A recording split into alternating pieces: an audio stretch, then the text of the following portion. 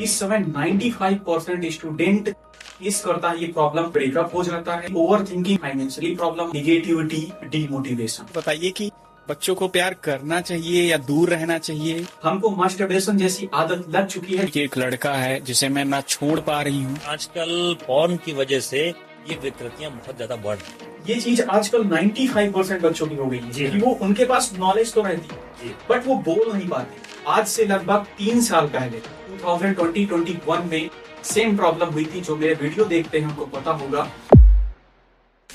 में कमेंट आते रहते हैं कि भैया पढ़ाई करना चाहते हैं बट बीच में हमारी पढ़ाई छूट चुकी थी और अब अगर दोबारा पढ़ने के लिए बैठते हैं तो दिमाग में इतना निगेटिविटी बैठ जाती है कि कैसे पढ़ाई करें और कभी कभी ओवर थिंकिंग की प्रॉब्लम होती है। और सच बता रहा, इस समय 95% स्टूडेंट फेस करता है ये प्रॉब्लम, ओवर थिंकिंग, निगेटिविटी।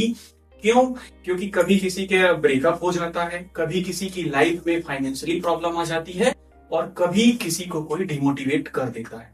और अक्सर मेरे में ऐसे कमेंट आते रहते हैं और कभी कभी तो ऐसे कमेंट आ जाते हैं कि भैया हमको गंदी आदत लग गई है, हमको मास्टरबेशन जैसी आदत लग चुकी है जिसकी वजह से ना तो हमारी बॉडी फिट हो पा रही है और ना ही हम मेंटली स्ट्रांग हो पा रहे हैं जिससे हम अपने काम को, अपनी स्टडी को, अपनी टीचिंग को, किसी भी चीज को परफेक्ट बना पाए। और सच बता रहा, आज से लगभग 3 साल पहले 2020-21 में सेम प्रॉब्लम हुई थी। जो मेरे वीडियो देखते हैं उनको पता होगा। मैं बताता रहता हूँ कि पैसे नहीं थे, घर चला गया था, ओवर थिंकिंग की प्रॉब्लम हो गई थी, रोता था रूम में लेटा हुआ। और उसके बाद मैंने बहुत इधर उधर रिसर्च की और उसके बाद उभरा उन चीजों से और फिर बेटर किया लाइफ में, फिर ऑफर छोड़े, फिर चैनल स्टार्ट किया। एंड अक्सर आप लोग के भी कमेंट आते रहते हैं कि भैया हमको ये सारी प्रॉब्लम है, हम कैसे फेस करें and how to we can deal with over thinking, negativity and demotivation. तो आज के वीडियो का हमारे टॉपिक यही रहने वाला है क्योंकि आज हमारे साथ एक बहुत ही स्पेशलिस्ट गेस्ट बैठे हुए हैं जो इन सारे फील्ड में बहुत अच्छी नॉलेज है, एजुकेशन और इस चीज के, जो एक बहुत बड़े मनोचिकित्सक हैं। एंड जैसे कुछ लोगों को गंदी आदत लग जाती है तो सेक्स से रिलेटेड भी आपको अच्छी एजुकेशन देंगे जो जिनको मास्टरबेशन की प्रॉब्लम होती है। तो इसीलिए मुझे लगा कि एक ऐसे इंसान से मिलना चाहिए जो हमारी ओवर थिंकिंग की प्रॉब्लम, निगेटिविटी की प्रॉब्लम एंड जिनको गलत चीज की आदत लग चुकी है 14 to 16 की एज में और वो चीज को छोड़ना तो चाहते हैं बट छोड़ नहीं पाते। तो इसीलिए मैंने सोचा कि सर के साथ एक प्यारा सा कोलैब करते हैं और बताते हैं आपको कि आप अपनी प्रॉब्लम से कैसे डील कर सकते हैं। तो स्वागत है आपका सर मेरे इस प्यारे से चैनल, हमारे इस प्यारे से चैनल पे। और कैसा लग रहा है आपको हमारे चैनल पे आके? Thank you. और सबसे पहले तो मैं आपका खुद बहुत बड़ा फैन हूँ। आपने जिस तरीके से अपने शरीर का ख्याल रखा है, अपने मन का ख्याल रखा है और आप अपने वीडियोस के थ्रू लोगों को मोटिवेट करते रहते हैं। और आपकी उम्र में ये हम लोगों के लिए बहुत बड़ी प्रेरणा है कि मुझे आप मौका दे रहे हैं बात करने का। और मैं इसे आपका बड़प्पन समझता हूँ कि आप लोगों के लिए निस्वार्थ भावना से काम कर रहे हैं, चाहे वो भक्ति की बातें हों, पढ़ाई से लिखी बातें हों। और खुद आप एक सक्सेसफुल, आपने मुझे लगता है एग्जाम क्रैक किया हुआ है, तो ये एक प्रेरणा का स्रोत है। तो आपने मानसिक स्वास्थ्य पर बात करने के लिए मुझे अपने चैनल पे बुलाया, इसके लिए मैं आपका आभारी हूँ। और सर एक रीजन ये भी है कि मेरी तो बहुत फेवरेट लाइनें हैं कि कहते हैं भूख के पले बच्चे हैं, एक दिन आएगा हम सब खाएंगे, और गरीबी से निकल के यहाँ तक आए हैं तो इतिहास लिख के जाएंगे। मैं अक्सर इन चीजों से मोटिवेट रहता हूँ और इसीलिए मुझे लगता है कि मैं और बच्चों को मोटिवेट कर पाऊँ, इसलिए मैं अच्छी चीजें बनाता हूँ, अच्छी चीजें दिखाता हूँ। और शायद एक रीजन यही है आपके साथ एक वीडियो बनाने का कि आप लोगों को अच्छी अच्छी चीजें समझा पाओ जी। तो इसीलिए मैंने आपको अपने चैनल पे बुलाया और सोचा कि आप जैसे लोग आएंगे तो लोगों को अच्छी एजुकेशन मिलेगी। तो सर थोड़ा सा आप पहले अपने बारे में लोगों को बताएं जिससे लोगों को यकीन हो जाए जी हाँ सामने एक बैठा शख्स बहुत काबिल तारीफ है। मेरा नाम डॉक्टर सत्यकांत त्रिवेदी है, जैसा कि आपने बताया, और मैं एक साइकियाट्रिस्ट, डी एडिक्शन स्पेशलिस्ट और सेक्स एक्सपर्ट हूँ। और फिलहाल 12 सालों से मध्य प्रदेश की राजधानी भोपाल में प्रैक्टिस कर रहा हूँ। प्रैक्टिस के साथ साथ, मरीजों को देखने के साथ साथ मेरे कुछ सामाजिक सरोकार हैं जिसमें मैं मानसिक स्वास्थ्य जागरूकता की फील्ड में काम कर रहा हूँ ताकि लोग इसके बारे में अवेयर हो सकें और क्योंकि जैसा आप सबको पता है इस विषय पर लोग बात करने से घबराते हैं, बहुत बड़ा टैबू है बात करने का। आपने जैसे गलत आदतों की बात करी, बहुत सारे बच्चे मेरे पास आते हैं, आप यकीन माने कि बहुत सारे बच्चे खुद को नुकसान पहुंचाने के बाद हमारे पास आते हैं। एक गिल्ट रहता है कि मुझसे कुछ गलती हो रही है, और वहां पर वो सही सलाह प्राप्त न कर पाने की वजह से खुद को नुकसान तक पहुंचा देते हैं, और कई बार वो हमारे बीच में नहीं रहते। आपने जैसे बात करी कि नकारात्मक विचारों से भी बहुत सारे बच्चे घिरे हुए रहते हैं। स्टूडेंट पॉपुलेशन इतना इंपॉर्टेंट पॉपुलेशन है किसी देश के लिए कि वो हमारी पूरी प्रोडक्टिविटी और हमारे देश का जो भी आगे का डेवलपमेंट उन्हीं डिसाइड करना है। अगर वो पीढ़ी हमारी मानसिक रूप से परेशान रहेगी, हताश रहेगी, निराश रहेगी, ऐसे कामों में, ऐसी आदतों में अगर वो इंगेज रहेगी, तो उसकी क्वालिटी ऑफ लाइफ तो खराब ही होगी, साथ ही साथ देश का डेवलपमेंट है वो बुरी तरीके से प्रभावित होगा। तो निश्चित तौर पर हमें इस विषय पर ध्यान देना चाहिए, और हमें एक एक करके, जैसा आप मुझसे पूछते जाएंगे, मैं सारे प्रश्नों का जवाब देता जाऊंगा, ताकि आपके जो ऑडियंस है उन्हें मेरे पेशेवर जो जिम्मेदारी है उसका मैं उसे एक्सटेंड करते हुए उन तक अपनी बात पहुंचा सकूं। क्योंकि काफी सारे मैंने कमेंट पिकअप किए हैं उन्हीं में से सर, और मैं एक एक करके पूछूंगा जो मोस्ट ऑफ द स्टूडेंट की इस समय प्रॉब्लम है, और आप उनको थोड़ा सा अच्छे से खुल के बताइएगा। जी हाँ, बिल्कुल। एंड सर थोड़ा सा आप पहले आप अपने में बारे में बताइए कि आपने कभी क्या ऐसी प्रॉब्लम फेस की और फिर कैसे डील किया। शुरुआती दौर में जब मैं स्कूल में था तो कहीं ना कहीं एक सेमिनार को लेकर के एक फियर रहता था कि यार प्रेजेंट कैसे करूं। लगता था कि मेरा नंबर नहीं आए, कुछ ऐसा हो जाए कि मुझे देना नहीं पड़े। लगभग कॉलेज में भी ऐसा कुछ हुआ, तो मुझे ऐसा लगा कि इस पर काम करना तो जरूरी है, और फिर इस पर मैंने अपने मानसिक स्तर पर काम किया कि कैसे मैं इस एंजाइटी को दूर करके लोगों को डिलीवर कर सकता हूँ, सेमिनार्स वगैरह में पार्टिसिपेट कर सकता हूँ। तो वो मैंने मेहनत करी, और आज ऐसी स्थिति है कि मैं हजारों लाखों लोगों के बीच में उनसे बात कर पाता हूँ, उनसे रूबरू हो पाता हूँ, उनके सवालों के जवाब दे पाता हूँ और हेल्प कर पाता हूँ। और मुझे लगता है कि हर व्यक्ति कभी ना कभी कुछ ना कुछ एंजाइटी से, मानसिक परेशानियों से ऐसे में जूझ सकता है। जरूरी नहीं है कि हर मानसिक परेशानी या आपकी भावनाएं मानसिक रोग का ही हिस्सा हो, ये जरूरी नहीं है, लेकिन हर व्यक्ति कभी ना कभी परेशान हो सकता है।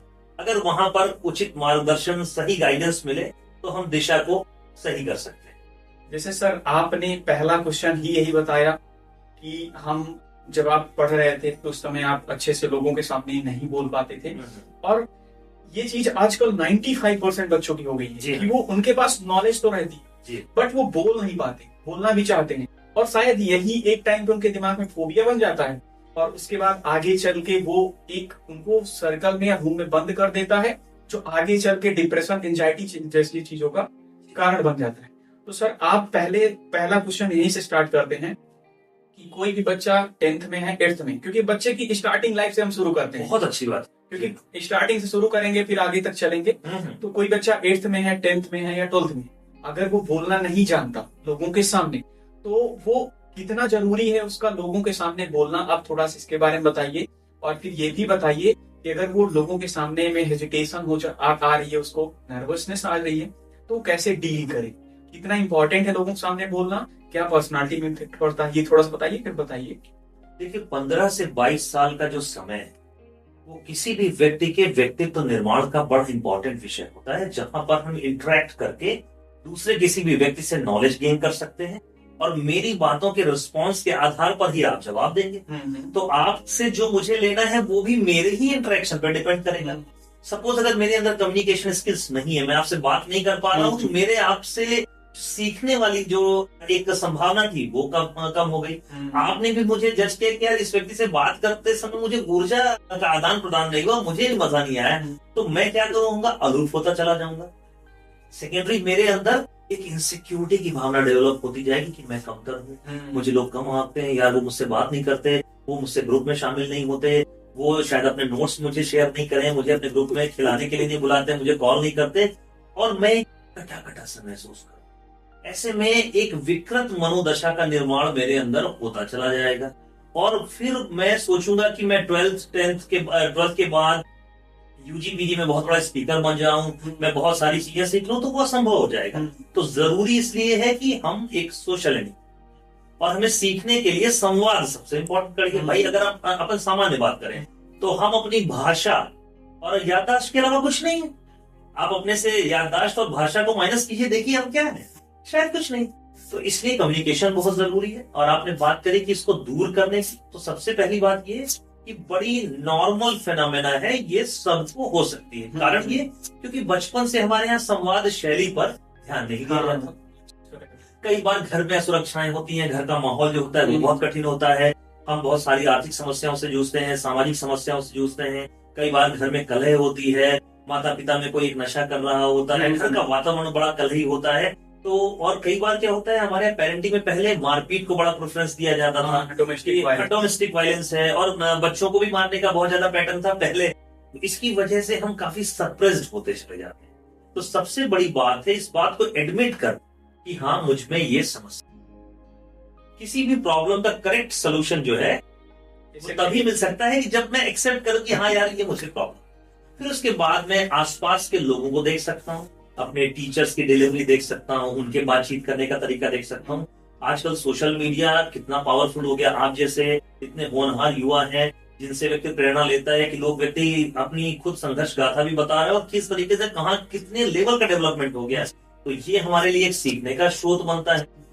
जब कोई भी व्यक्ति हमारे सामने आता है तो हम उससे बहुत कुछ सीख सकते हैं। हो सकता है कि उससे हम बात करके देखें कि आपके जैसे आपने बताया सवाल कि भैया हम कैसे संवाद शैली कर सकते हैं, आपको लोग डीएम कर सकते हैं कि आपने कैसे विकसित किया।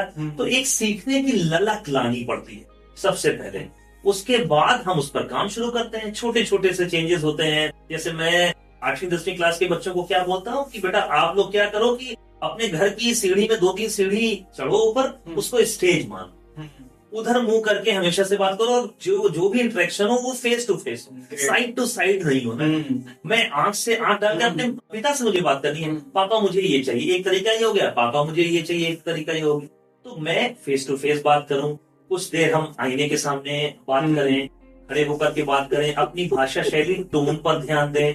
और अजनबी लोगों से मिलने में मैं प्रमोट करता हूँ। मैं 10th 12th के बच्चों को क्या बोलता हूँ, आप रोज सब्जी लेने जाइए, आपको रोज 5 से 7 नए लोगों से बात करनी। भले हो सकता है वो कम्युनिकेशन सिर्फ रेट तक सीमित हो कि भाई आलू कितने रुपए किलो है, वहां के कितने पैसे लगेंगे, बट आपको इंटरेक्ट करना है। कई बार ऐसे लोग क्या शेल में जाने लगते हैं एंजाइटी की वजह से। वो उन्होंने भैया को बोला, मम्मी पापा को बोला कि आप बात कर लो, मैं नहीं करूंगा, वो चुपचाप है। तो एक्सपोजर इज वेरी इंपॉर्टेंट। हमारे उसमें होता है कि जितना ज्यादा जिस चीज से आपको फियर है, एंजाइटी है, वहां पे आप उस पर्टिकुलर पोजीशन से एक्सपोज हैं, उसकी वजह से जो इमोशंस हैं उनको कंट्रोल करना सीखे। धीमे धीमे ग्रेजुअली चीजें चेंज हो जाती। मेरे पास ऐसे पता नहीं कितने लोग होंगे जो बहुत परेशान थे और आज वो बहुत बड़े स्पीकर हैं। जिन लोगों ने अपने घर से निकलने में डर लगता था, जीवन में कभी फ्लाइट नहीं चढ़ी, ट्रेन नहीं चढ़ी, वो अब ट्रेन फ्लाइट से दिखाने आते कि सर अब हम ठीक हो गए। तो ये अगर हम मिलजुल करके काम करें, कई बार बहुत सीवियर केसेस में हमें मेडिकेशंस की भी जरूरत पड़ती है, दवाइयों का कॉम्बिनेशन के साथ में हम काउंसलिंग करते हैं, कंबाइन करते हैं, तो उससे ज्यादा बेहतर रिजल्ट। ओके सर, जैसे ये तो बात हो गई कि अगर कोई भी इंसान बोलने में कमजोर है, सामने किसी के सामने नर्वस हो जाता है, तो ये सारी चीजें कर सकता है। बट एक लोगों के दिमाग में कभी कभी मैं किसी को समझाता हूँ कि आप थोड़ा सा अपने आप को लोगों के सामने फ्रैंक बनो, बोलना सीखो। तो कुछ लोग बोलते हैं कि यार हम नहीं बोलेंगे तो कुछ हमारा लॉस थोड़ी ना हो जाएगा। तो क्या उनका ये मिथ है कि अगर वो ऐसे ही बने रहे तो क्या वो बहुत आगे पहुंच पाएंगे, या फिर वो खुद से खुद को ही बेकार कर लेंगे? ये मिथ ना होकर के साइकोलॉजिकल डिफेंस है। हर इंसान के भावनात्मक रूप से बड़ा स्टेबल रहना चाहता है। तो जो बात उनकी भावनात्मक स्टेबिलिटी में नुकसान पहुंचाती है, वो उससे डिनायल में चले जाते हैं, उसको अवॉइड करने लगते हैं। हमारी भाषा में अवॉइडेंस बिहेवियर कहते हैं, या सामान्य अंग्रेजी भाषा में कुछ लोग यूज करते हैं कि अपने कोकून में रहना उन्हें पसंद है। तो वो अपने शेल में चले गए और उनके कंफर्ट जोन को कोई डिस्टर्ब नहीं कर रहा। वही कंफर्ट जोन उनके लिए बाद में बहुत बड़ी प्रॉब्लम बनने के बैठक बन के रहेगा। जी हाँ, आप सामान्य भाषा में बिल्कुल ये कह सकते हैं कि जब एक्सपोजर नहीं होगा तो आप समुद्र कभी नहीं देख पाओगे, आपको लगेगा यही सही है। और दूसरा, उस चैनल को ब्रेक करना होगा। वहां से या तो आपके पास 2 ही चॉइस, या तो आप कुएं की बैठक बन के रखो, या समुद्र देखना है तो यार कुएं से छलांग तो मारनी पड़ेगी, पेन होगा, पैर में दर्द होगा, हो सकता है फ्रैक्चर हो जाए, बट अगर आपको समुद्र देखना है तो छलांग तो यार मारनी पड़ेगी। ओके सर, ये तो एक हो गया कि हम अपनी नर्वसनेस को कैसे दूर करिए। अब 10th में 12th में बच्चा है, उसके बाद जैसे ही वो आगे आता है कभी कभी एग्जाम में उसको निगेटिविटी आने लगती है और सोचता है कि सामने वाला इंसान के पास इतना रिसोर्सेस होके भी वो आगे नहीं बढ़ पा रहा, तो हम कैसे बढ़ेंगे। अक्सर मेरे में ऐसे कमेंट आ जाते हैं कि भैया उसका नहीं हो रहा तो हमारा कैसे होगा। तो ये निगेटिविटी ही इंसान को एक धक्का दे देती है पहाड़ से। तो इस चीज को कैसे दूर करें, इस निगेटिविटी को कैसे हटाएं। पार्टनर, सबसे अच्छी बात ये आपने ये करी कि यहाँ पर हम 2-3 चीजें डिस्कस कर सकते हैं। एक तो स्टूडेंट्स में कई बार अपनी असुरक्षाओं की वजह से हमें कंपेयर की भावना है। मैंने अपने मन में मान लिया कि जो राहुल है वो मुझसे बहुत अच्छा है, क्योंकि मुझे ऐसा लग रहा है कि राहुल तो इंटरेक्ट कर रहा है। हो सकता है राहुल अंग्रेजी में बात कर रहा हो सकता है राहुल ने 2-4 किताबें ज्यादा उसके पास में हो। तो ऐसा हम एज्यूम कर लेते हैं। ये जो एज्यूमिंग है वो हमारे निगेटिव कंटेंट को या हमारी असुरक्षाओं को और ज्यादा फ्यूल देने लगती है। मैं पहले से सुरक्षित हूँ, फिर मेरे अंदर कंपेयर की भावना आ गई कि यार वो तो कर लेगा, मैं नहीं कर पाऊंगा। तो मुझे ऐसा लगता है इन सब के लिए जो सबसे इंपॉर्टेंट है वो है स्किल डेवलपमेंट।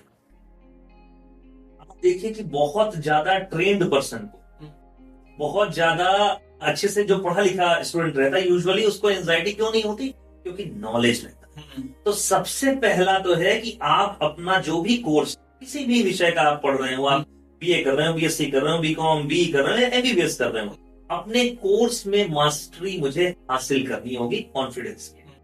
वो कहां से आएगा? अच्छी बुक से, अच्छे टीचर से, अपने सीनियर से बात करके, अच्छा कंटेंट देख करके वो हम डेवलप करें। साथ ही साथ लाइफ स्टाइल मॉडिफिकेशन भी बहुत जरूरी होते हैं, जो कि हमें ब्रेन को कूल काम रखते हैं, कंसंट्रेशन को बढ़ाने में हेल्प करते हैं। जैसे समय पर, रात के ही समय में सोना, सुबह टाइम पर उठना। आजकल मेरे पास स्टूडेंट आते हैं, सर वो मैं 3 बजे सोता हूँ, वेब सीरीज देखने लगा था यार, और वो सर मैं स्क्रॉल करता रह गया तो सुबह 4 बज जाता है। तो ऐसे में कई बार हम सेल्फ डिस्ट्रक्टिव मोड में भी चले जाते हैं, हमें पता नहीं चलता। मेरी ही लाइफ स्टाइल मेरी सबसे बड़ी दुश्मन होती चली जा रही है। तो मुझे लगता है कि बहुत सिंपल है तरीके। अपनी प्रॉब्लम का एक्सेप्टेंस, चाहे वो जो प्रॉब्लम हो, अपने विषय पर कमांड, अपनी भाषा शैली पे कमांड, अपने कम्युनिकेशन को इम्प्रूव करना, दूसरों से सीखना, उसके लिए अच्छी किताबें पढ़ना। जैसे ये चीजें आती हैं तो जो एक्सटर्नल फैक्टर है ओवर थिंकिंग के, वो काफी कम होते चले जाते हैं। आप देखेंगे कि जैसे आप ये करते हैं तो 60-70% जो ओवर थिंकिंग का कॉम्पोनेंट है, निगेटिव ऑटोमेटिक थॉट्स का जो कॉम्पोनेंट है, स्ट्रेस जो है वो काफी कम होता है। निगेटिविटी के अगर सर आपसे कोई पूछे कि जस्ट 10 to 25 वर्ड्स में 2-3 पॉइंट बताओ कि निगेटिविटी एकदम रैंडम कैसे दूर करें, तो आप उनको एकदम सर्टेन वर्ड क्या बोलोगे, एकदम जो इम्पैक्ट डाल दें 3-4 वर्ड में, कैसे कुछ पॉइंट बता सकते हो? निगेटिविटी का अगर मैं 10-25 शब्दों में बताऊं तो सबसे पहले खुद की पहचान करके खुद पर काम करने से निगेटिविटी के बहुत बड़े हिस्से पर कंट्रोल पाया जा सकता है। इसके 2 हिस्से। एक हिस्सा होता है कि निगेटिविटी के जो हमारे ऊपर शरीर में निगेटिव इफेक्ट पड़ रहे हैं उनको कम करने के तरीके, प्लस हमारी सोच में परिवर्तन, हमारी पर्सनालिटी में हम क्या क्या कर सकते हैं। तो अगर हम ऐसे सिंपल टिप्स लें तो योगा, प्राणायाम, कसरत, अच्छी डाइट, नशे से दूरी, ये सबसे इंपॉर्टेंट है। और ये ओवर थिंकिंग के, स्ट्रेस के, तनाव के, निगेटिविटी के जो भी इम्पैक्ट है बॉडी पे, उनको बहुत ज्यादा कम कर देते। ओके सर, और आपने जैसे भी बोला कि हम निगेटिविटी को बुक रीडिंग के थ्रू भी वो कर सकते हैं, दूर कर सकते हैं, तो सर आप थोड़ा सा बता सकते हैं कि कौन सी बुक पढ़ सकते हैं? एंड आपकी भी आई थिंक कोई बुक आई है। हाँ जी, तो हाँ आप जी। उसके बारे में भी थोड़ा सा बताइए कि बच्चों को पढ़नी चाहिए और क्या इम्पोर्टेंट चीजें हैं। जी हाँ जी। देखिए, मैं ये रिकमेंड करता हूँ कि सेल्फ हेल्प बुक की मैं ऐसे में काम करती हूँ, स्व सहायता की मैं कैसे गाइडेंस। तो जैसे मैं अभी, आपने मेरी बुक का जिक्र किया, तो मैंने अभी एक बुक लिखी है, ओवर थिंकिंग से आजादी। एक्चुअली यार मैंने 12 साल में, पिछले 12 सालों में ये पाया कि सबसे ज्यादा जो मेरे पास 15 साल से 35 साल के लोग आए हैं, उनकी प्राइमरी कंप्लेंट है कि सर मैं ओवर थिंक कर रहा हूँ, सर मैं ओवर थिंक में फंसा हूँ, सर मेरा यूपीएससी निकल जाता अगर मैं ओवर थिंक नहीं करता, मेरी ओवर थिंकिंग की वजह से मेरा रिलेशनशिप खराब हो गया, सर मेरे ब्रेकअप बहुत सारे हो गए, सर मैं ओवर थिंकिंग को कॉम्बैट करने के लिए मास्टरबेट करता हूँ। ऐसे हमारे पास लोग हैं। तो मुझे ऐसा लगा कि हमारा जो यूथ है वो गुमराह है। तो मैंने अपनी पेशेवर जिम्मेदारी को बढ़ाते हुए इस किताब को लिखने का सोचा, और इसमें मैंने इतनी सरल भाषा का उपयोग किया, जिस भाषा में हम बात कर रहे हैं उसी भाषा में। आपको लगेगा ही नहीं कि हम कोई मतलब बहुत ही हार्ड हमें लग रहा है, बहुत ही सिंपल लगेगा। और जो सोल्यूशन उसमें मैंने दिए हैं बेहद ही वैज्ञानिक कि मेरे हाथ में क्या क्या है उस ओवर थिंकिंग को कंट्रोल करने के लिए, और सभी मेरे पेशेंट्स के ही उदाहरण बदले हुए नामों से, ताकि कोई काल्पनिक कहानियां नहीं है उसमें। ऐसा भी नहीं है कि मैंने दवाइयों का ही जिक्र किया हो, मैंने उसमें डाइट के बारे में बताया है, एक्सरसाइज के बारे में बताया है, सोच में कैसे परिवर्तन कर सकते हैं, लॉन्ग टर्म में हम अपनी पर्सनालिटी को कितना इंप्रूव कर सकते हैं उस पर भी पॉइंट है। मैंने ये भी उसमें बताया है कि आपको साइकियाट्रिस्ट की मदद कब लेनी चाहिए। इवन मैंने उसमें ऐसा किया है कि आप खुद ही अपने आप को जांच सको। मैंने एक चैप्टर लिखा है, उसमें आप खुद की स्कोरिंग करें कि आप वाकई में क्या परेशान हैं, और आपकी परेशानी का स्तर अगर ये है तो उसके लिए सोल्यूशन क्या होगा। आप केवल डाइट और एक्सरसाइज से रिप्लेस कर सकते हैं, दवाओं की जरूरत है या काउंसलिंग की जरूरत है। तो ओवरऑल ये बताने की मैंने कोशिश की है कि आपको ओवर थिंकिंग में हम कंट्रोल कर सकते हैं वैज्ञानिक तरीके से। तो मुझे ऐसा लगता है कि इस बुक को पढ़ करके लाखों लोग लाभान्वित होंगे। मैं चूंकि मानसिक स्वास्थ्य जागरूकता को अपना पैशन मान के चलता हूँ, मेरा ये उद्देश्य है कि भारत के हर घर में वो किताब हो, ताकि लोग अपने बहुत अच्छे से जीवन जी सकें। अगर कोई 20 साल का लड़का उसे पढ़ रहा है तो उसका पर्सनालिटी डेवलपमेंट जबरदस्त हो, 40 साल की उसकी माता, 50 साल की उसकी मम्मी पढ़ रही हो तो उसकी क्वालिटी ऑफ लाइफ बेहतर हो, उसके पिता को फाइनेंशियल मैनेजमेंट कैसे करना है ये भी मैंने उसमें जिक्र किया है। क्योंकि बहुत सारे कारण कई बार आर्थिक भी होते हैं, तो आर्थिक ओवर थिंकिंग का मैंने अलग से उसमें चैप्टर भी ऐड किया हुआ है। गृहिणी के लिए है, दादा दादी के लिए है, नाना नानी के लिए चैप्टर है उसमें। तो जिस किसी भी तबके को आप बिलोंग करते हैं, मुझे ऐसा लगता है उस बुक में, ऐसा मेरा विनम्र प्रयास है कि वो आप दोनों के काम आ सके। जैसे सर आपने ये बहुत अच्छी चीज बोली कि आपने अपनी बुक में जिक्र किया है कि स्टूडेंट जो पैसे की वजह से ओवर थिंकिंग करते हैं, यार काश पैसा होता तो मैं ये कर लेता, ये कर लेता, तो आप क्या बोल सकते हैं कि पैसा एक फैक्टर है हमारी ओवर थिंकिंग का, और क्या पैसे की वजह से हम कुछ चीजें नहीं अडॉप्ट कर पाते, अचीव कर पाते, तो आप इस चीज को कैसे दूर करने का कुछ उपाय बता सकते हैं? देखिए, इसके 2-3 बातें बड़ी। सबसे पहली बात तो कि पैसे का जो महत्व है वो एक्चुअल में हमें इस्टेब्लिश किया गया है बचपन से। अगर आप छोटे हैं, मुझे बताया गया होता कि जंगल सबसे बड़ी चीज है, आम खाना सबसे बड़ी चीज है, घूमना बड़ी चीज है, तो हो सकता है मेरे दिमाग में ये रहता। लेकिन मुझे ऐसा बताया गया है कि पैसा ही सबसे बड़ी चीज है, तो उसकी कमी हमें एक रिलेटिव डेफिसिट लगती है, जबकि वो है नहीं। हो सकता है कि आप कभी भूखे नहीं सोए, हो सकता है कि आपके घर में हमेशा छत रही हो सकता है आप हमेशा स्कूल जा पाए, लेकिन चूंकि मेरे दिमाग में ऐसा बसा दिया गया है कि ये अचीव करना ही सही है, इतना कमाना ही सही है, उसके पीछे मैं कई बार होते हुए भी खुद को कमता रखता हूँ और अनावश्यक ओवर थिंकिंग में फंसा रहता हूँ। निश्चित तौर पर पैसा लाइफ में बहुत जरूरी है, हमारे बेसिक जो जीवन यापन है उसके लिए बहुत जरूरी है, लेकिन एक्सेसिव का फिर वो एक ऑब्सेशन में तब्दील हो जाता है। मेरे पास 5,000 रुपए कमाने से लेकर के 10,000 करोड़ तक के लोग आते हैं, तो ऐसा कुछ नहीं है कि पैसा आपको खुशियों की गारंटी दे ही देगा। सभी इतने बड़े बड़े केसेस देखने को मिलते हैं। जी हाँ, और लाइनें बोलते भी हैं कि मैंने झोपड़ी में हंसते हुए और महलों पे रोते हुए लोगों को देखा। हाँ, और एक बात और मैं आपको बताऊं कि हजारों पेशेंट्स मेरे पास लगभग 60-70 एज के भी, वो अंकल आंटी हमेशा उनके मन में मलाल रहता है कि मैं यार ये नहीं कर पाया, डॉक्टर साहब काश मैंने ये कर लिया होता। अब मुझे वो चीजें अच्छी नहीं लगती क्योंकि मेरी एज 70 हो गई।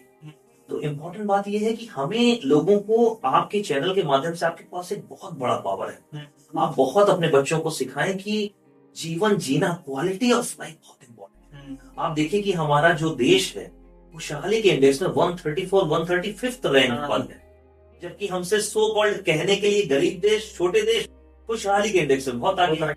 तो इसलिए हम बच्चों को ये समझें कि केवल पैसा ही सब कुछ नहीं, पैसा is one of the component. लेकिन अभी क्या हो गया, पूंजीवाद के इस युग में वही सबसे है, बाकी सब कुछ हमारा ज्यादा काम करना ग्लोरीफाई हो रहा है। अगर मैं 18 घंटे काम कर रहा हूं तो लग रहा है बड़ा मेहनती, बहुत काम करता है, जबकि गड़बड़ है। हमें ये देखना होगा क्या मैं 7 से 8 घंटे सो रहा हूं। और आपने जैसे यूजी की बात करी, प्रतियोगी परीक्षाओं की बात करी, क्या प्रतियोगी परीक्षा बड़ी है या मेरा एग्जिस्टेंस? अरे यार, आपका एग्जिस्टेंस बड़ा है बच्चों, आप उसके लिए खुद को नुकसान मत पहुंचाओ। आप कितने सारे केसेस सुनते होंगे कि ये एग्जाम में क्वालिफाई नहीं कर पाने की वजह से बच्चे ने खुद को नुकसान पहुंचा लिया।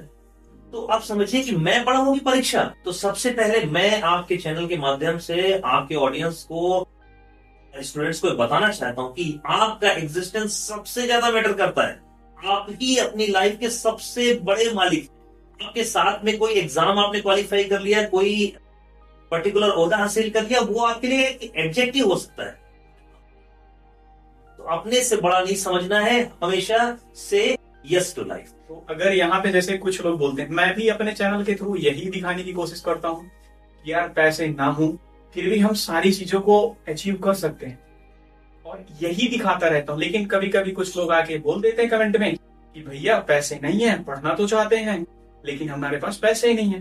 तो क्या आप एक फैक्टर मानते हो कि पैसे नहीं है तो क्या हम कुछ नहीं कर पाएंगे? ब्रीफली थोड़ा सा बता दीजिए और ये मिथ दूर कर दीजिए लोगों में। मुझे ऐसा लगता है कि अगर आप में सच्चाई, जुनून और जज्बा है तो ऑटोमेटिकली आपका सब लोग सपोर्ट करने लगते हैं। मैं यहाँ पर शाहरुख खान की मूवी का डायलॉग भी यहाँ पे यूज करना चाहूंगा कि अगर आप किसी भी चीज को शिद्दत से चाहो तो सारी कायनात आपकी हेल्प करने लगती है। तो पैसा एक फैक्टर हो सकता है, लेकिन आप देखिए कि गवर्नमेंट ने बहुत अच्छी स्कीम्स लॉन्च कर रखी हैं, वो फ्री कोचिंग की हैं, क्लासेस की हैं। आप अपना बेस्ट पोटेंशियल कीजिए, आप देखेंगे कि चीजें आप हासिल कर सकते हैं। हमारे पास भी बहुत सारे कई बार केसेस आते हैं कि सर हम अफोर्ड नहीं कर सकते, सर हम आपकी फीस नहीं दे सकते, बट आपकी हेल्प लेना चाहते, तो कई बार हम भी करते हैं। तो आपके अंदर अगर चाह है तो वो आप पालोगे। तो पैसा एक फैक्टर हो सकता है, लेकिन इतना इंपॉर्टेंट भी नहीं है कि आप उसकी वजह से अपने जीवन की दिशा मोड़ दो। आप जो करना चाहते हो जरूर करो। बहुत अधिक क्या हो गए, आप असफल हो सकते हैं, एक बार असफल हो सकते हैं, 2 बार हो सकता है कि वो असफलता भी आपके लिए निर्णायक साबित हो, आप उस फील्ड के लिए नहीं बने हो, ऐसा भी हो सकता है। तो पैसा कतई इंपॉर्टेंट फैक्टर नहीं है। आपको अपने मन का काम करने में एक हद के बाद अपनी मेहनत और जज्बे से आप सारी चीजों को कंट्रोल कर सकते हैं। ये मिथ दूर कर लेना कि पैसा ही सब कुछ है। पैसा थोड़ा सा है, लाइफ में बहुत सारे फैक्टर हैं, हम अचीव कर सकते हैं। ये बताने का मैंने ट्राई किया है क्योंकि आप लोग अक्सर कमेंट करते हो। एंड सर अब तो ये सारे हो गए, अब थोड़ा सा आगे चलते हैं। आजकल के बच्चों का देखें तो कभी कोई बोलता है कि ब्रेकअप हो गया इसलिए हमारा पढ़ने में मन नहीं लगा। तो आप थोड़ा सा सजेस्ट करो कि ये जो आजकल की नई जनरेशन आ रही है और ये बाबू सोना कर रही है और कह दे रही है कि तू नहीं मिली तो मैं ये कर लूंगा, मेरा पढ़ाई में मन ही नहीं लग रहा, ये बच्चे कैसे इन चीजों से निकले? कुछ लोग मेरे पास मैसेज करते हैं, मेल करते हैं कि भैया 3 साल का था हमारा रिलेशन, अब वो छोड़ के चली गई, अब पढ़ने का मन नहीं लग रहा, और वो अपने मम्मी पापा को भूल जाते हैं। तो आप थोड़ा सा गाइड करो कि कैसे बच्चे इन चीजों से निकले। देखिए, जो कम उम्र में जो अट्रैक्शन है वो कहीं ना कहीं अपोजिट जेंडर की मुलाकात, अपोजिट जेंडर से एक्सपोजर जो है वो सबसे बड़ी बात होती है, जिसे हम हर बार प्यार की संज्ञा दे देते हैं। तो कई बार उस अट्रैक्शन को सबसे पहले प्यार का नाम देने से बचें और फैंटेसी से बचें। जो मूवीज में दिखाया जा रहा है वो कहीं ना कहीं एक व्यापार है, जहां पर संबंधों को बेचने के लिए 3 घंटे की एक मूवी बनाई जा रही है।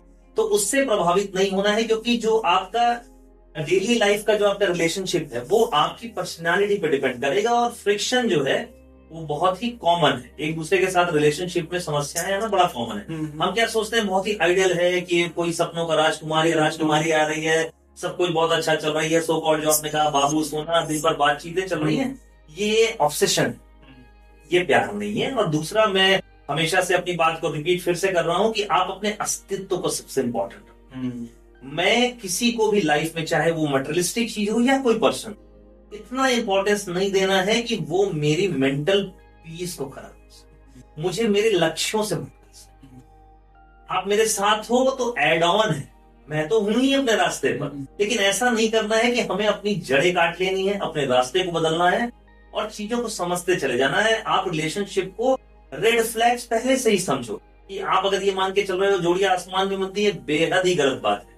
जोड़ी घर पे बनती है, जोड़ियां प्यार से चलती है, बिल्कुल प्यार से नहीं चलती, जोड़ियां हमेशा सामंजस्य से चलती है। यस सर, ये तो इम्पोर्टेंट बात है कि अगर आप रिलेशनशिप में आ गए हो तो उसको प्यार के बजाय सामंजस्य का नाम दो। आपने कंट्रोल करने की कोशिश करी तो फिर चीजें बिखर जाती है। सर एक चीज को थोड़ा सा ब्रीफली एक्सप्लेन करो जी। मेरे पास कई बार ऐसे फोटो आए हैं कि वो लोग अपना हाथ छू करके फोटो भेजे कि हमारा वो छोड़ के चला गया है, हम उस चीज से निकल नहीं पा रहे और उसकी वजह से हमको एंजाइटी, डिप्रेशन जैसी चीजें हो गई हैं।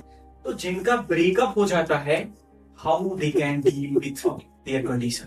देखिए, ब्रेकअप का मतलब सीधा सीधा ये है कि ये ग्रीफ रिएक्शन, जैसे हमारे किसी प्रिजन की मृत्यु हो जाती है, वो हमारी लाइफ से एग्जिट कर जाता है तो हमें कष्ट होता है। तो लगभग वैसे ही फेजेस से आपको गुजरना।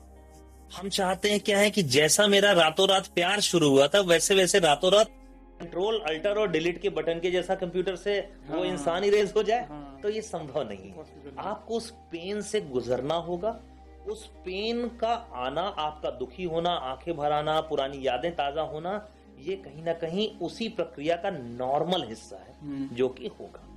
इन केस आपकी एंजाइटी डिप्रेशन काफी बढ़ गया है, जहां पर आपको रातों को नींद नहीं आ रही है, खुद को नुकसान पहुंचाने के ख्याल आ रहे हैं, तो आप नजदीकी साइकेट्रिस्ट से संपर्क कीजिए। साइकेट्रिस्ट से मिलना किसी भी प्रकार का शर्म, संकोच या कलंक का विषय नहीं है। हमारे देश में इसे लोग बहुत बुरी बात मानते हैं, लेकिन ऐसा कुछ भी नहीं है। आपको कई बार कुछ मेडिकेशन से एंजाइटी, डिप्रेशन और नींद की जो समस्याएं हैं उसमें काफी राहत मिलती है। साथ ही साथ हम काउंसलिंग के द्वारा भी जो सोच की त्रुटियां होती हैं, हम पॉजिटिवनेस रहती है, हमें लगता है कि बस आज हमने ब्रेकअप किया, कल वो हमारे याद नहीं है, वो नहीं होगा, याद नहीं हमने। और हम ब्रेकअप भी कैसे करते हैं आजकल, मजेदार ब्रेकअप। हमने ब्रेकअप कर लिया और मैं उसकी व्हाट्सएप स्टेटस देख रहा हूँ और मैं कंबाइंड फ्रेंड से पूछ रहा हूँ कि यार वो आज किसके साथ थी, कैसी है वो लड़का आज किसके साथ घूम रहा था।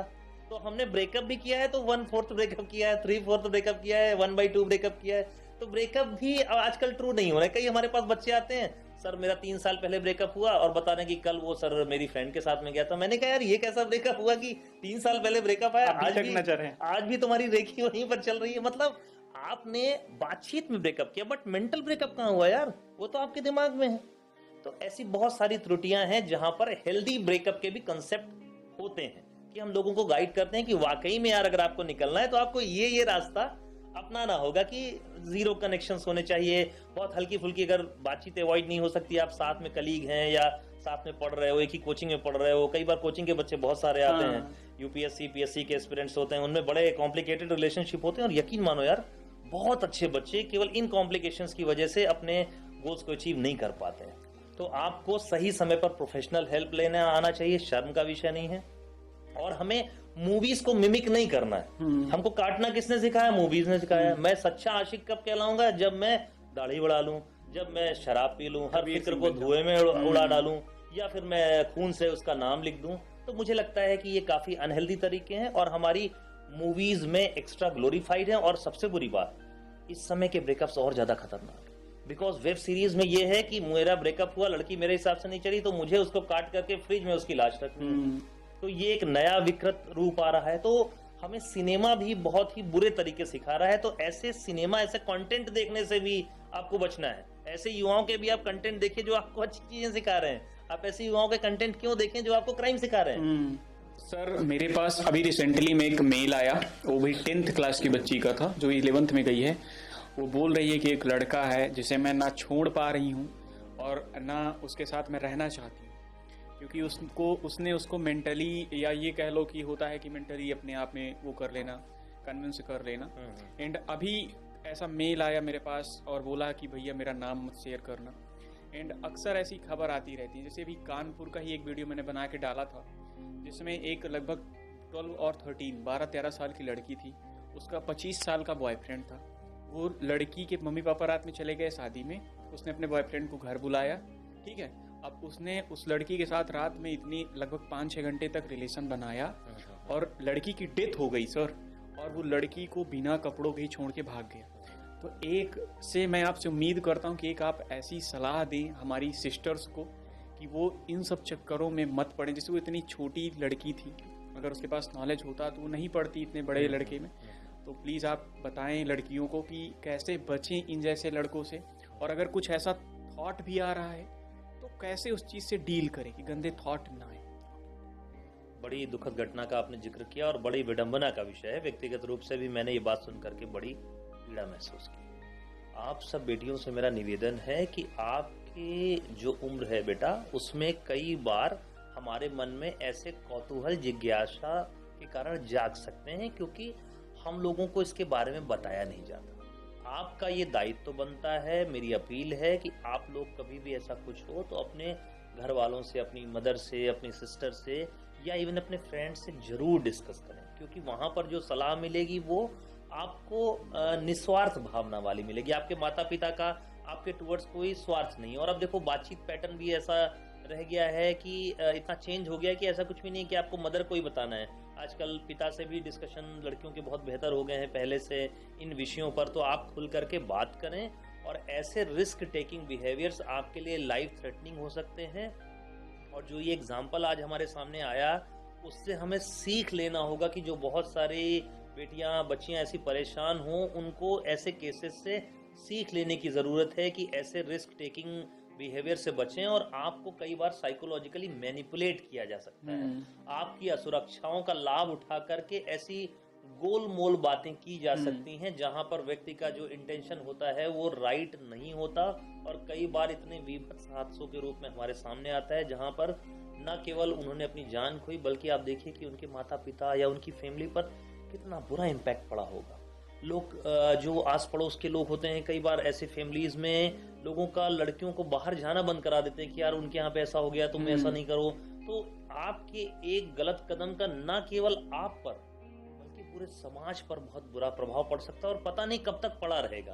तो जिससे भी बातचीत करें बहुत ही वाइजली करें, अपनों को जरूर शामिल करें, चाहे जो भी हो जाए अपने बेहतर ही सलाह देंगे। और भ्रामक चीजों से बचना है कि हमें इंस्टाग्राम में दिखाने के लिए हमारे पास कोई बंदा होना चाहिए, हाँ, कोई ये बंदी होनी बहुत चाहिए। एक कॉम्प्लेक्स है कि अगर मेरे पास कोई मेरा बॉयफ्रेंड या गर्लफ्रेंड नहीं है तो ऐसे मेरे अंदर कोई डेफिसिट, कोई कमी, ऐसा कुछ भी नहीं है। आप पूरी तरीके से पूर्ण हो, आप उनको कॉपी नहीं करो, क्योंकि अभी आपकी उम्र बहुत कम है, आप में अभी विवेक डेवलप नहीं हुआ है। 18-20 साल के पहले हम विवेकवान नहीं हो पाते, ये हमारे ब्रेन की सीमाएं हैं। उससे पहले हमारे अंदर ये समझ नहीं होती कि क्या सही है क्या गलत है। हमें जो इंस्टेंट ग्रेटिफिकेशन, तुरंत जो चाहत होती है अच्छा लगने वाली, उससे हम आकर्षित हो जाते हैं। तो थोड़ी सी वाइजनेस से हम इससे बच सकते हैं।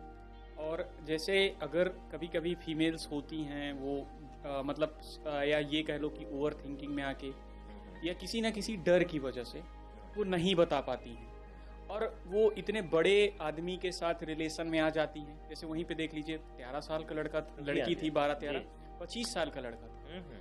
तो कैसे इन चीजों से फीमेल से डील करें? आजकल दिखावटी पने में लड़कियां लड़कों के साथ फ्रेंडशिप कर रही हैं जी, जो कि आगे चल के बहुत गंदा रिजल्ट देखने को मिलता है। आपको मैं बताऊं, मेरे पास भी ऐसे कई केसेस आते हैं जहां पर लड़कियां ऐसी फ्रॉड की शिकार हुई।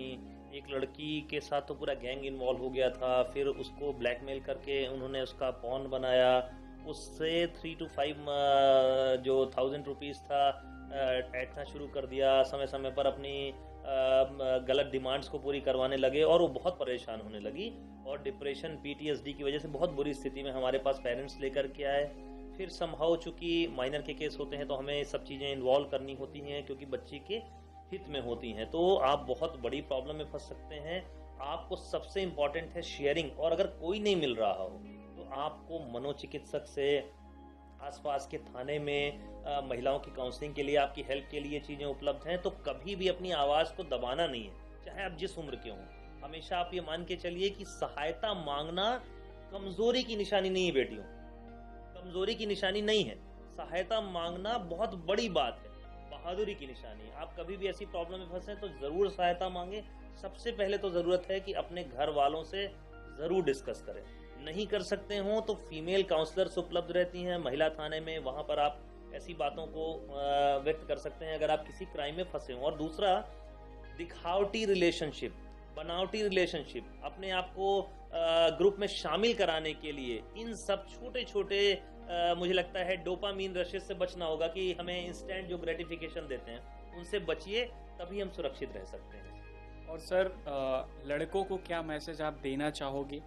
जो लड़के बड़े तो हो जाते हैं लेकिन लड़के तो आजकल गंदे हो ही रहे हैं। हम लड़के हैं फिर भी इतना प्राउडली बोल रहे हैं कि गंदे होते हैं, ठीक है, और ये हम लोगों की एक अच्छाई है, ठीक है, कि हम जज कर रहे हैं तब बोल पा रहे हैं। तो लड़कों को आप क्या मैसेज देना चाहोगे जो ऐसी छोटी लड़कियों को गंदी नजर से देखते हैं या उनके बारे में गंदा थॉट लाते हैं, क्योंकि उनके घर में भी तो माँ बहन होती है। जी हाँ, जी हाँ। सबसे बड़ी बात है यार कि आजकल पॉर्न की वजह से ये विकृतियां बहुत ज्यादा बढ़ रही हैं। पॉर्न के जो प्रकार हैं वो भी बहुत ही बुरी तरीके से, रिश्तों पर आधारित पॉर्न भी उपलब्ध हैं।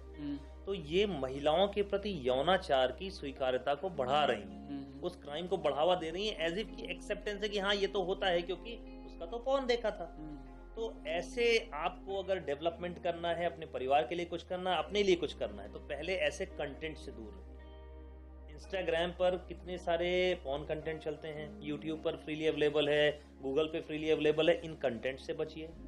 आपको ये मान के चलना है कि आपको किसी भी इंसान को पीड़ा नहीं पहुंचानी है। आपका जो जन्म हुआ है बेहतर अपनी लाइफ को फुल जीने के लिए हुआ है, अपने परिवार, समाज, देश की प्रगति के लिए हुआ है, ना कि किसी भी इंसान को कष्ट पहुंचाने के लिए। फीमेल मेल से भी इतर मैं बात करता हूं कि हर इंसान को एक इंसान की एग्जिस्टेंस का रिस्पेक्ट करना चाहिए। मैं इस बात पे नहीं करूं कि आप लड़का हो या लड़की, एक इंसान हो, मेरी ही प्रजाति के हो, यार मैं तुम्हें हार्म नहीं कर सकता। और वो भी ऐसी कुंठित विचारधारा के साथ में। अगर आपके मन में ऐसी कुंठा के विचार आ रहे हैं कि आप कमजोर लोगों को अपना निशाना बना रहे हो, आप बच्चियों को टारगेट कर रहे हो कि ये बच्ची किसी से कहेगी नहीं, जल्दी से हमारे इन्फ्लुएंस में आ सकती है, तो आपकी ये मन विकृति है, आप विकृत हो रहे हो। आपको अपने लिए ही सही, आपको मनोचिकित्सक से, समाज सुधारक से, सलाहकारों से मदद लेनी चाहिए ताकि आपके मन की जो समस्याएं हैं वो दूर हो सके। सर एक बहुत क्वेश्चन आ रहा है माइंड में बहुत जोर का जी, कि क्या आपके पास कभी कोई ऐसा लड़का आया हो 14, 15, 16 साल का, ऐसी कोई गलत थॉट लेके? ओह माय गॉड, आपने क्या प्रश्न पूछा, क्या प्रश्न पूछा, ये मैं अपने हर पॉडकास्ट में बताता हूँ। मेरे पास कुछ दिनों पहले एक 15 साल का एक लड़का आया। उसने बोला कि सर मुझे सेक्स पावर की दवा दे दीजिए। 15 साल का लड़का? 15 साल का बच्चा, वो 10th में था, भोपाल के एक नामी स्कूल का छात्र। अब आप समझिए, तो मैंने उससे पूछा कि आपको ये क्यों चाहिए। जैसे हम साइकियाट्रिस्ट, मैं एक साइकियाट्रिस्ट, डी एडिक्शन स्पेशलिस्ट और सेक्स एक्सपर्ट हूँ, तो ये मेरा ही डोमेन है। तो लेकिन हम पूछते हैं कि एग्जैक्टली प्रॉब्लम क्या हो रही है आपको। बस उसने क्या आंसर बताया जो आज भी मेरे लिए चौंकाने वाला। उसने मुझसे कहा कि सर मुझे गर्लफ्रेंड को इम्प्रेस करना है। तो जब मैंने ये बात सुनी तो मैं अवाक रह गया। तो जब इसके रूट पे गए तो अगेन उसके दिमाग में पॉर्न को का एक छवि थी कि हमें सेक्स इतनी ड्यूरेशन तक अगर हो तभी वो नॉर्मल सेक्स कहलाता है। लड़की को खुश करने के लिए, संतुष्ट करने के लिए आधे घंटे, 1 घंटे सेक्स करना चाहिए, उसके दिमाग में बैठ गया। अब उसने कहीं से पढ़ा कि हमें इसके लिए दवा ले सकते हैं। तो आप देखिए कि किस तरीके से विकृति जा रही है बच्चों के मन में। और 10th क्लास का युवा आज इस डिमांड के लिए आ रहा है। 20 साल पहले वो आता था कि मेरे कितने परसेंट आए, कैसे बढ़ना है, मैं अपनी पढ़ाई पे फोकस कैसे करूं। अब वो उसको लग रहा है कि मैं ऐसे कैसे इंप्रेस करूं, वो भी कितने विकृत फॉर्म में। तो दुख की बात यह है, विडंबना का विषय ये है, विचारणीय विषय ये है, यार ये एक लड़का तो मेरे पास आ गया, ना जाने कितने ऐसे होंगे जो मेडिकल स्टोर से ले लेते होंगे सीधा, जहां पर छोटे लाभ के लिए उसको दवाएं मिल जाती होंगी। तो एक विकृत समाज का हम लोग निर्माण कर रहे हैं। तो युवाओं की ये जिम्मेदारी बनती है, आप जैसे होनहार युवाओं की जिम्मेदारी, हम जैसे मनोचिकित्सकों हुई, कि हम एक जागरूकता चलाएं कि ये सब चीजें अस्वस्थ हैं। आपको स्वस्थ शरीर के लिए, स्वस्थ मन के लिए अपनी सारी इंद्रियों को व्यवस्थित करने की जरूरत होती है। हर बात का, हर काम का एक उचित समय होना चाहिए और हमें ये पता होना चाहिए कि कब हमें क्या नहीं करना है। इसकी अगर हमें समझ आ जाए तो बहुत सारी प्रॉब्लम्स हम सॉल्व कर सकते हैं। सर एक आजकल के जो बच्चे हैं, अक्सर कभी कभी ये भी कमेंट आ जा रहा है, क्योंकि अगर हम इसी टॉपिक से बात कर रहे हैं तो एक और बात कर ले रहे हैं कि बच्चे मेरे में अक्सर कमेंट कर देते हैं कि भैया मैं 15 साल का हूँ, 16 साल का हूँ, बट मेरी एक गंदी हैबिट हो गई है, आदत लग गई है मास्टरबेशन की। तो आजकल इसकी वजह से यूथ एकदम ज्यादा गलत ही डायरेक्शन जा रहा है। और यही रीजन शायद हो रहा है कि जो हमारे डेली के गंदे केसेस बढ़ रहे हैं कि 8-8, 6-6 साल की लड़कियों के साथ गलत हो रहा है। तो ये जो मास्टरबेशन है, इससे कैसे बच्चा छुटकारा पाए और कैसे ये थॉट को निकाले, कुछ आप बता सकते हैं और इसके क्या डिमेरिट्स होती हैं? देखिए, सबसे बड़ी बात यह है कि हमारे दिमाग में सेक्स के थॉट आना ये कहीं से कहीं तक गलत नहीं है, क्योंकि ये फिजियोलॉजिकल है। लेकिन जब ये थॉट मेरे कंट्रोल में है तो ये नॉर्मल है। जब थॉट के कंट्रोल में मैं हूं, इतना ज्यादा थॉट्स आ रहे हैं कि उससे मेरी लाइफ प्रभावित हो रही है, मैं स्कूल नहीं जा पा रहा हूं, मैं पढ़ाई में परफॉर्म नहीं कर पा रहा हूं, तो यहाँ पर ये प्रॉब्लम का हिस्सा हो सकता है। कई बार पॉर्न का इसमें बहुत ज्यादा रोल होता है, क्योंकि उसमें जो स्टिमुलस मिलता है बहुत ही हाई स्टिमुलस मिलता है, जिसकी वजह से ये थॉट्स की फ्रीक्वेंसी और ज्यादा बढ़ जाती है, बहुत तेज बढ़ जाती है। साथ ही साथ कई बार हमें यौन शिक्षा का अभाव है। तो क्या होता है, बच्चे के पास ना माता पिता डिस्कस करने वाले हैं, ना किताबों में लिखा है। किताबों में आएगा तो जैसे मेरे टीचर ने पढ़ा दिया था कि ये चैप्टर घर से पढ़ गया। तो मुझे सेक्स के बारे में, सेक्स व्यवहार के बारे में मैं अपोजिट जेंडर से कैसे बिहेव करूं, इसके बारे में मुझे कभी बताया ही नहीं गया। तो मेरे पास एक ही टीचर बचता है, मेरे वो दोस्त जो कि खुद भी पॉर्न से ही सीख के मुझे बता रहे हैं, और दूसरा सीधा टीचर मेरा कौन है, वो भी पॉर्न। तो मैं डायरेक्टली इनडायरेक्टली पॉर्न से ही एक्सपोज हो रहा हूँ। तो जहां पर इस चीज के लिए प्रमोट किया जा रहा है, और जो मैं उनकी इंडस्ट्री का सबसे बड़ा कस्टमर हूं, क्योंकि मैं युवा हूं, मेरे पास फ्री इंटरनेट है, तो सबसे ज्यादा मैं वेबसाइट पे हिट करूंगा, उनको आर्थिक काफी लाभ होगा। तो इसकी वजह से जरूरत यह है कि सेक्स का चैनलाइजेशन होना चाहिए, कि मुझे ऐसे कंटेंट से दूर रहना है, मुझे हेल्दी बिहेवियर के लिए समझना है कि अगर ये चीजें मेरे कंट्रोल के बाहर जा रही हैं तो मुझे सलाह लेने की जरूरत होती है, क्योंकि कई बार ये ऑब्सेशन का भी हिस्सा होता है, कई बार ये एंजाइटी की वजह से भी हो जाता है। कई बच्चे हमारे पास आते हैं, सर मुझे ओवरथिंकिंग होती थी तो मैं मास्टरबेट करने लगा, सर मैं स्ट्रेस रहता था उसको दूर करने की, सर मुझे नींद नहीं आती थी इसलिए मैं करने लगा। तो समहाउ किसी ना किसी मेंटल हेल्थ प्रॉब्लम को कॉम्बैट करने के लिए भी कई बार ये प्रॉब्लम हो जाती है। क्यों? क्योंकि फूड, सेक्स और अचीवमेंट, ध्यान दीजिए, फूड, सेक्स और अचीवमेंट, इन तीनों से हमारे दिमाग में केमिकल रिलीज होता है जिसे डोपामीन कहते हैं, उससे हमें अच्छा फील होता है। तो मैं स्ट्रेस्ड हूं तो मास्टरबेशन मुझे एक तरीका लगता है कि यहां से मेरा डोपामीन रिलीज होगा, मुझे तात्कालिक रूप से अच्छा लगेगा, मैं उसको करूंगा, फिर मेरे अंदर सूनापन, फिर मेरे अंदर एंजाइटी, क्योंकि वो ठीक नहीं हुई तो फिर मैं ये करूंगा। तो ऐसे में फिर एक ट्रिप में इंसान साइकिल में आ जाता है। तो साइकिल को हम कैसे तोड़ते हैं? प्रॉपर काउंसलिंग से। अगर मेडिकेशन की जरूरत है, ओवर थिंकिंग में एंजाइटी कॉज है, स्ट्रेस कॉज है, उसको हम सही करते हैं। साथ ही साथ कंटेंट, मोबाइल की आदतें बदलने को कहते हैं, कि जैसे मोबाइल जो है वो आप एक लिमिट सेट करें, और ये भी सेट करें कि उसमें हम पॉर्न नहीं देखना है, यूजुअली वीडियोस देखें। हाँ, और हम कई बार ये भी करते हैं कि रिमूवल टेक्निक भी कई बार यूज करते हैं, कि भाई हम मोबाइल को बिना अपने रूम में रखे सो सकते हैं जहां पर कट हो। कई बार हम ये भी बोलते हैं आप कंबाइंड रूप से फैमिली मेंबर्स के साथ सोना शुरू करें। कई बार हम ये भी बोलते हैं कि जो आप सोशल मीडिया का यूज है वो पब्लिक प्लेस में करें, घर के ड्राइंग रूम में करें। तो स्टिमुलस क्यूज भी साथ में, दवा काउंसलिंग प्लस स्टिमुलस क्यूज, इन सब के इस्तेमाल से, और साथ में ऑल्टरनेटिव सिखाते हैं कि हम जो नेचुरल सिस्टम है अच्छा लगने के, फूड, अचीवमेंट और नॉर्मल जो सेक्स हैं, उन पर आने पर rather than going to masturbation, ये सब हम करते हैं। तो एक प्रॉपर प्लान बनाना पड़ता है, पर्सन टू पर्सन वो वेरी कर सकता है, और इससे हम लोग निजात पा सकते हैं। जैसे कोई लड़का है मास्टरबेशन करता है तो उसको लॉन्ग टर्म में उसको स्टडी से रिलेटेड या उसके फ्यूचर से रिलेटेड कैसी प्रॉब्लम फेस करनी पड़ती हैं, थोड़ा ब्रीफली बता दीजिए। देखिए, मास्टरबेशन को लेकर के बहुत सारे मिथ्स हैं। मास्टरबेशन से एज सच सीधा अगर हम बोलें कि उससे याददाश्त कम हो जाती है, ऐसा नहीं होता। बेसिक बात क्या होती है कि हमें प्रॉब्लम मेंटल हेल्थ की वजह से होती है। सेकेंडली, मास्टरबेटरी गिल्ट हो जाता है। क्यों गिल्ट होता है? क्योंकि हमारे समाज में ये सिखाया गया बच्चों को कि जो सीमेन है, जो वीर है, वो बहुत बड़ा खजाना है, वो बहुत बड़ा पावर का स्रोत है। 100 बूंदे खून की मिलने से एक बूंद वीर का बनता है। तो बच्चों को लगता है ये हमारा पावरफुल मटेरियल चला गया, अंदर से सिग्नल आ रहा है कि मुझे अच्छा नहीं लग रहा मास्टरबेशन करना। मास्टरबेशन किया, उसमें हम कंट्रोल नहीं किया, और मास्टरबेशन के बाद सीमेन बाहर गया तो लगता है ओ मेरी तो एनर्जी चली गई, मैं तो बर्बाद हो गया, मेरे गाल पिचक गए हैं, मुझे याद नहीं रहता। ऐसी प्रॉब्लम के साथ में बच्चे आते हैं। तो ये सेकेंडरी मास्टरबेटरी गिल्ट की वजह से होता है। तो हमें ये समझना है कि मुझे इसके वैज्ञानिक आधार को जानने के लिए अच्छे टेक्स्ट पढ़ने हैं। अगर हमें अच्छा टेक्स्ट नहीं मिल रहा है तो हम गए मनोचिकित्सक के पास, हमने उससे समझ लिया, तो हम सेकेंडरी मास्टरबेटरी गिल्ट से भी दूर हो सकते हैं। और जितना ज्यादा हम शारीरिक व्यायाम, सेक्सुअल एनर्जी को चैनलाइज करना और अच्छे कंटेंट पढ़ना, अपने जो दूसरे आउटडोर एक्टिविटीज हैं, कोई गेम्स खेलना, उन पे फोकस करते हैं, तो ये सारी चीजें संयमित हो जाती है।